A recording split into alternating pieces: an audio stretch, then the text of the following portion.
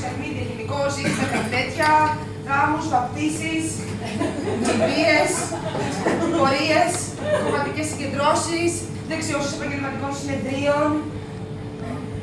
Μέχρι και σε πανηγύρι στην Κρήτη θα πέσει. Με τη φίλη μου τη Σόφη να βρούμε άντρα. Και αυτή βρήκε! Βρήκε και τον παντρεύτηκε και τώρα θέλει να ζευγαρώσει και εμένα.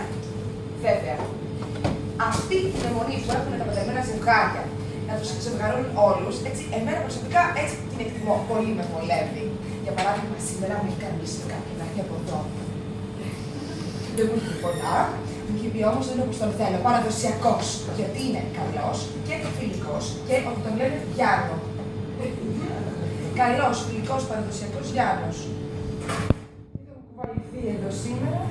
Καμιά ιδέα από όλα αυτά τα στοιχεία που σας δίνω. Σας έρχεται τίποτα στο μυαλό σε κανέναν.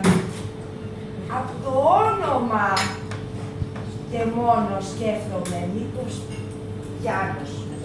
Είναι ένας μπουρτζόβλακος. Έχει καρατακτέρ, να φράσει και τους δρόμους, να τάξει. Μισό λεπτό!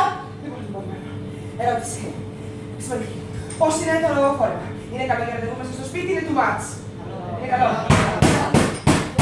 Έρχομαι αμέσως! Πάω.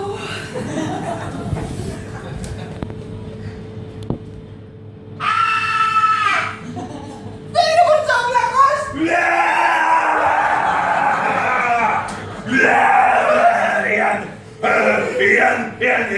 Ιαν!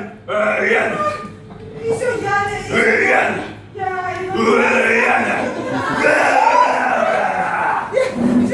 Ξέρεις, η Σόφη δεν μου έδωσε το τηλέφωνό σου και δεν μπόρεσα να σε πάρω τηλέφωνο.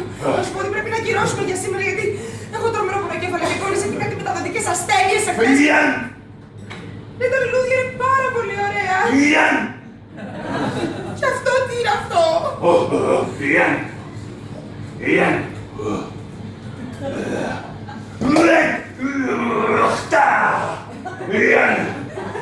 Μόνος σου το σκότωσε.